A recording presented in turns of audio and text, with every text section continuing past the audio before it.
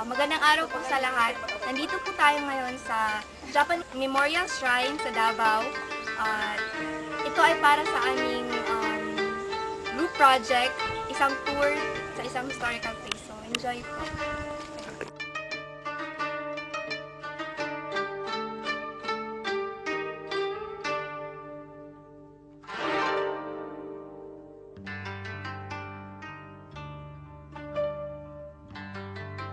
Batay sa impormasyong aming nakuha, ito ang pinakamalaking Japanese tea shrine sa buong Pilipinas.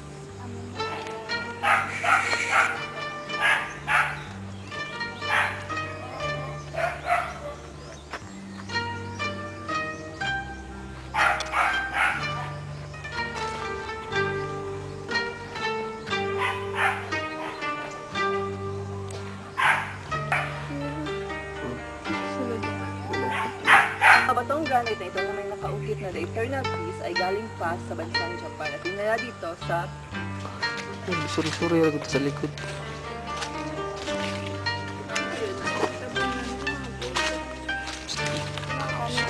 Sabay na malaking batong iyon ang maliit na batong ito. At sa likod ng maliit na batong ito ay may nakasulat na mga Japanese inscriptions.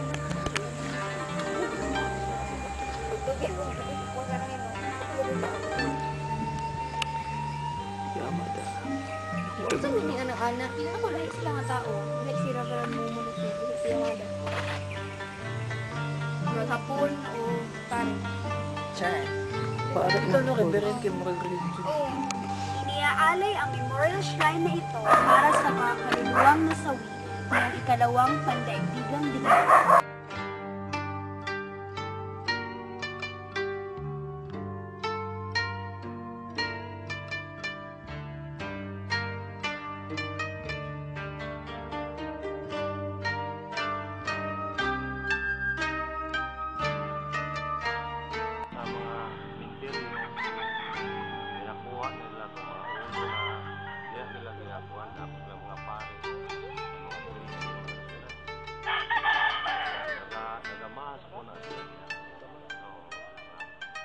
Tagan sila ko nga mga ika 1983 hanggang siguro kainta ka ba ikan dia.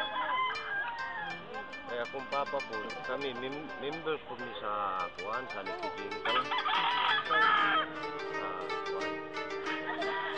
una mo ang nagmunda diri sa mga tindan ikan Tagakpan, Sirib, Anggalan, Toril.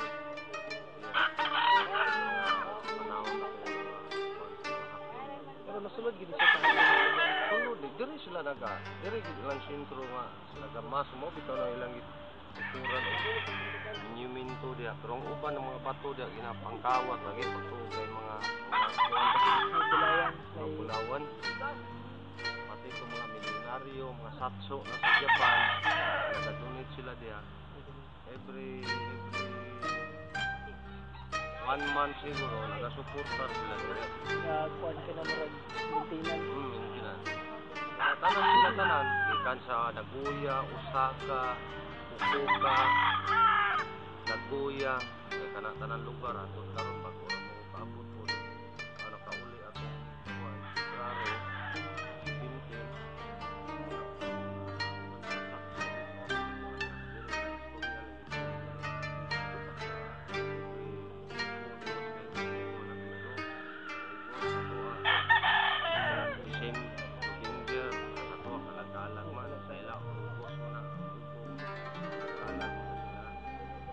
Ni nila po ito kami muna hindi nag-aulit ko rin ni August September kay anang ni Golden Week dito sa Japan ay mahal kayong ticket kaya pag-August malagdalang na sila so balik po 2 days lang nila kaya ba sa tuwa din Sa ato pa dahil pag akarang mga Japanese nga diri sila nag-ano.